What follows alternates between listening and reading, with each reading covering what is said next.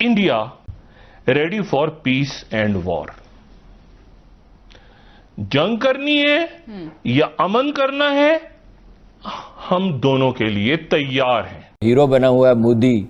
न सिर्फ ये कि कोई इलाका वापस करने के लिए तैयार नहीं है प्यांगयांग झील के ऊपर। बहुत मजबूत आसाब के फौजियों से सामना करना पड़ेगा चाइना को फुल फ्लैश।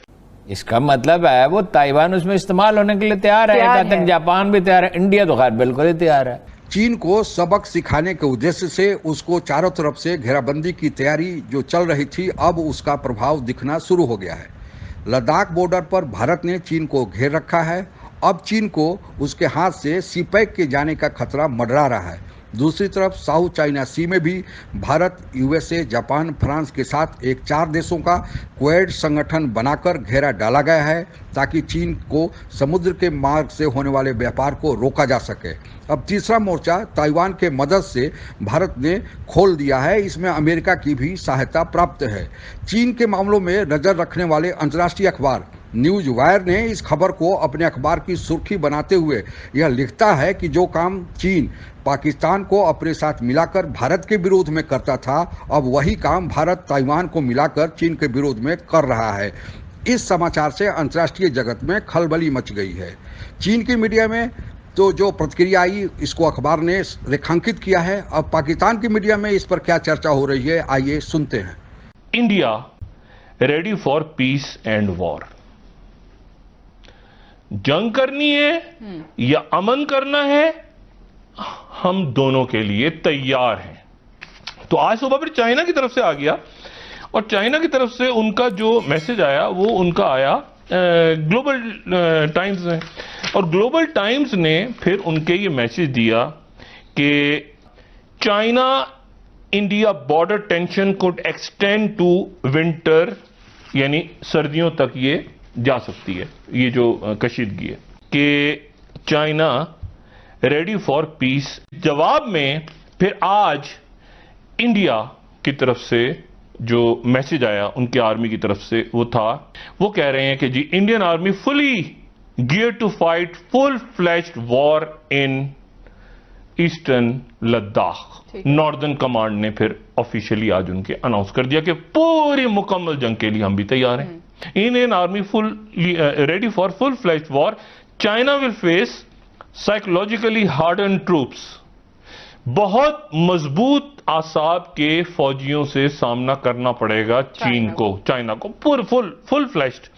और साथ ही फिर यह भी बताया उन्होंने, टाइम्स नाउ ने, कि 3 इंसिडेंट्स फायरिंग के हो चुके हैं कुछ दिन पहले जो हमने मेंशन नहीं किए थे, और उसमें 100 राउंड जो है वो फायर्ड हुए थे पेंगोंग लेक पे, नॉर्थ बैंक के। ये रिपोर्ट फिर टाइम्स ऑफ इंडिया ने भी की।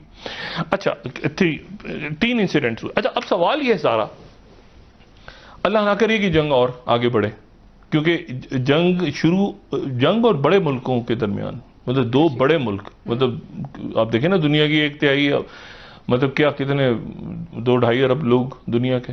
एक रोड जो बना रहे हैं वो बना रहे हैं 18,000 फुट की बुलंदी पे, ग्लेशियर्स के अंदर बनानी है फौरी तौर पे। अच्छा, इसको अगर आप कंपेयर करें सियाचिन के साथ, सियाचिन पे भी तो 5,000 फौज है गालिबन इंडिया की।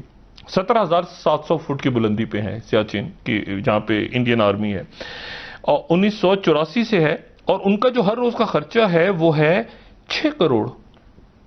अब 6 करोड़ और 100 करोड़, ये अच्छा, ये वो खर्चा है जो उनकी, इसमें जहाज और इसमें बाकी चीजें भी आप छोड़ दें कि एयरफोर्स को मोबिलाइज करना पड़ जाए बीच में। क्या जो हीरो बना हुआ है मोदी, न सिर्फ ये कि कोई इलाका वापस करने के लिए तैयार नहीं है प्यांगयांग झील के ऊपर, भाई उस हाइट पे 17,000 फुट की हाइट पे सिख फौजियों को भेज दिया। वार हार्डन्ड आर्मी है, since they are considered very brave good soldiers.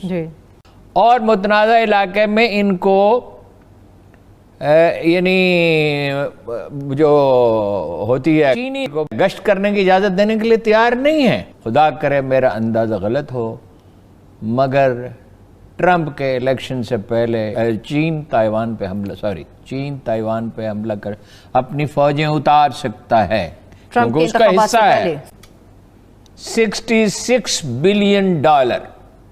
$66 billion के लड़ाका तैयारे ताइवान ने ऑर्डर किया चीन को।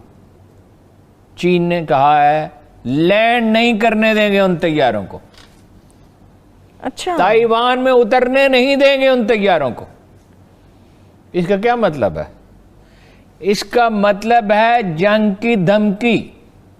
वो भी जंग की धमकी है। 66 बिलियन डॉलर इतना सा मुल्क है, हाँ। चीन का हिस्सा है, रहा है, वो अलग हो गया। चीनियों का तरीका ये है कि वो जंग में नहीं जाते, अवॉइड करते हैं और इंतजार करते हैं, नफसियाती दबाव डालते रहते हैं, अपना मौक़िफ़ के लिए दलाइल देते, मुहिम चलाते रहते हैं। 66 बिलियन डॉलर के तैयारे क्या करने हैं उन्होंने? इसका मतलब है वो ताइवान उसमें इस्तेमाल होने के लिए तैयार है। कहा तक जापान भी तैयार है, इंडिया तो खैर बिल्कुल ही तैयार है। मालदीव में पहले बना चुके हैं, ऑस्ट्रेलिया उनके साथ है, बरतानिया उनके साथ है। इसलिए श्रीलंका पे प्रेशर है कि कोलंबो का जो है अपना वो है बंदरगाह है, उसका एक हिस्सा इंडिया को दे दो। अच्छा, मुल्क के अंदर ये जो साजिशी अनासर हैं, मुख्तलिफ किस्म की ऐसी सरगर्मियाँ कर रहे हैं जिससे पाकिस्तान के अंदर अनारकी फैलने का ख़तरा है, इसके पीछे कौन है? हुकूमत जो है इसको मलूज रखे कि इंडिया जो है या अफगानिस्तान में जो उसके मर्सनरी हैं या अमेरिका आपको माफ़ नहीं करेगा। ये सीपेक को ऐसी चीज़ थोड़ी है जो आपको माफ़ कर दी जाए। इसलिए इस पे इसको लाइटली न ले हुकूमत। दुश्मन को कभी कमज़ोर नहीं समझना चाहिए, उसूल ये है। अपनी तैयारी मुकम्मल रखनी चाहिए। ये इस पे सीरियसली रा ने हमेशा काम किया है। इवन बलोचिस्तान में उसने ऐसे लोग पैदा कर लिए और उस पूरे मुल्क समेत, लेकिन खासतौर पे कराची को बचाना बड़ा जरूरी है। हारून साहब, हमेशा उसको इस्तेमाल किया जाता है। अपना ब्रिटिश, अमेरिकन, इंडियन इंटेलिजेंस एजेंसियों ने अल्ताफ हुसैन को अब तक क्यों बचा के रखा हुआ? पाकिस्तान के उसके घर से पैसा निकला। जब से भारत ने सामरिक महत्व के क्षेत्र ब्लैक टॉप पर, जो लद्दाख के गालवान घाटी में स्थित है, अपना कब्जा जमा लिया है, तब से चीन की सांसें फूल रही हैं, क्योंकि वहीं से होकर चीन की सामरिक महत्व की एक रोड जाती है जो चीनी सैनिकों को रसद आदि पहुंचाती है। चीन अब शांति सुलह आदि की बातें करना शुरू कर दिया है, लेकिन भारत अब इस भुलावे में आने वाला नहीं है, क्योंकि हिंदी चीनी भाई भाई के पीछे चीन का क्या उद्देश्य था, इसको 1962 में ही भारत ने समझ लिया है। चीन के जख्म को कुदेरने के लिए अब भारत ने ताइवान के तरफ दोस्ती का हाथ बढ़ाया है। आप लोगों को ज्ञात ही होगा कि चीन से करीब 120 किलोमीटर दूरी पर ताइवान एक द्वीप पर बसा हुआ देश है। चीन में जब गृह युद्ध चल रहा था तो वहां से कुछ लोग भागकर 1949 में इस द्वीप पर आए और यहां एक रिपब्लिक ऑफ चाइना, ताइवान नामक देश बनाए, जबकि चीन को पीपुल्स रिपब्लिक ऑफ चाइना कहा जाता है। इस प्रकार आप लोगों को बड़ा यह विचित्र ही लगेगा कि आज विश्व में दो चाइना है, एक चाइना जो मुख्य चाइना है और दूसरा ताइवान, वो भी अपने को चाइना ही कहता है। आप लोगों को यह बताते चलें कि आज की तारीख में ताइवान के लोगों ने अपनी बहादुरी, मेहनत के चलते अपना मुकाम अंतर्राष्ट्रीय राजनीति में बना लिया है तथा अपने सैन्य और आर्थिक स्थिति को भी बहुत मजबूत बना लिया है। लेकिन एक बहुत ही विचित्र स्थिति ताइवान के साथ यह जुड़ी हुई है कि अब तक कोई बड़ा देश स्विट्जरलैंड को छोड़कर ताइवान को मान्यता नहीं दिया है। केवल 15 देश ही ताइवान को देश के रूप में मान्यता दिए हैं, लेकिन वो वैसे देश हैं जिनका चीन के साथ कोई भी राजनयिक संबंध नहीं है। भारत भी उन्हीं देशों में शामिल है जिन्होंने ताइवान को मान्यता नहीं दिया है। भारत को अब अपनी गलती का एहसास हुआ है और इसके साथ विश्व के अन्य देशों को भी अपनी भूल का एहसास हुआ है। इसी कारण अब धीरे धीरे विश्व के देश ताइवान के साथ जुड़ना शुरू कर दिए हैं और जो यह चीन को अच्छा नहीं लग रहा है। इसी उद्देश्य से भारत ने अपने 2 सांसदों को, जब ताइवान के राष्ट्रपति ने शपथ लिया था तो वहां पर उसमें शामिल करने के लिए भेजा था। चीन के विरोध के बावजूद भी अमेरिका के under secretary of state Keith creche ने 2 दिन पहले ताइवान का दौरा किया है। विश्व राजनीति का परिदृश्य तेजी से बदल रहा है। चीन की चालबाजियों को अब पूरा विश्व समझने लगा है, इसलिए वे सभी भारत का साथ दे रहे हैं।